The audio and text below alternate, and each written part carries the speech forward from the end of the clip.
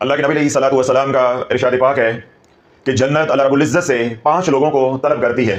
सहाबा ने अर्ज़ की कि या रसूलल्लाह वो 5 कौन से खुश नसीब लोग हैं जिनको जन्नत अल्लाह से तलब करती है, जबकि हर अहले ईमान अल्लाह से जन्नत तलब करता है। तो अल्लाह के महबूब अलैहिस्सलातु वस्सलाम ने इरशाद फरमाया, पहला वो शख्स है जिसको जन्नत अल्लाह से तलब करती है, वो है जो भूखे को खाना खिलाता है, प्यासे को पानी पिलाता है। दूसरा वो शख्स है जिसको जन्नत अल्लाह से तलब करती है, जो नंगे को यानी बेलबास को लबास खरीद कर देता है, कपड़े पहनाता है।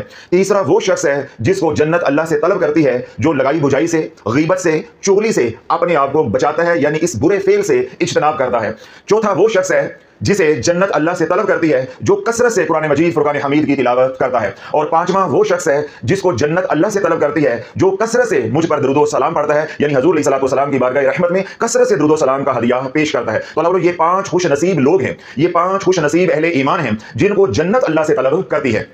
जिस तरह सहाबा ने बारगाह रहमत में अर्ज की कि या रसूलल्लाह हर ईमान वाला जन्नत का तालिब है कि मैं जन्नत में चला जाऊं, तो अल्लाह खुश नसीबी का आलम क्या है कि जन्नत इन 5 लोगों को अल्लाह से तलब कर रही है कि या अल्लाह ये 5 लोग मुझे दे दे। अर्ज ये करना चाह रहा हूं, पैगाम ये देना चाह रहा हूं कि अल्लाह अगर दुनिया में किसी को जन्नती देखना है तो जो कसरत से दुरूद पाक पढ़ता है, अल्लाह के नबी अलैहिस्सलातु वस्सलाम की दी हुई बशारत के मुताबिक वो जन्नती है।